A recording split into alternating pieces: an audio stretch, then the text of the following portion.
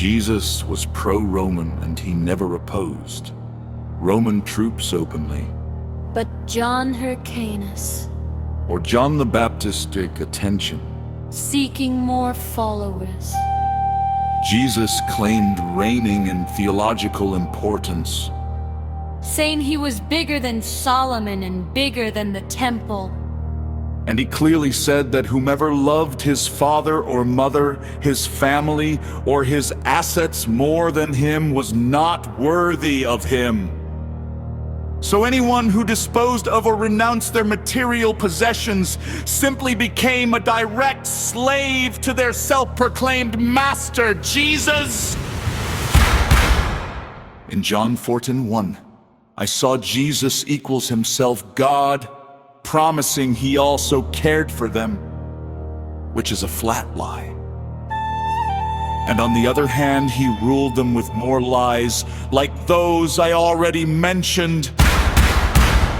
Jesus' gospel also includes the statement, "Give Caesar what is Caesar's," which obviously acknowledges Roman authority.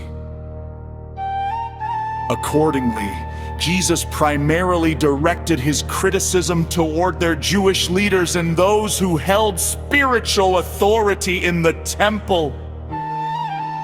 I am not certain these leaders outwardly appeared obedient to Rome, yet it could be inferred secretly they may have opposed Roman control over their customs and ways. Meanwhile, Jesus seemed to focus particularly on the sins of reputable people, yet he overlooked the sins of the Romans as well as the daily transgressions of his own followers.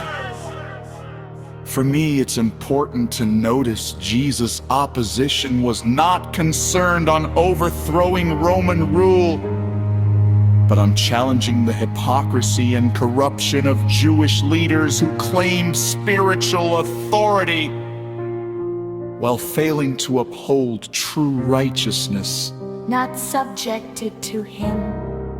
Additionally, Jesus' campaign was political, and it was disguised as messianic in nature, aiming to establish himself as the promised Messiah, rather than to eliminate Roman presence from that conquered Jewish land.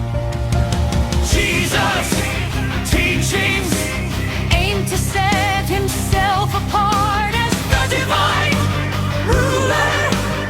Yet, as read in early monotheistic theology, God always claimed to be the only true God, without any partners or equals.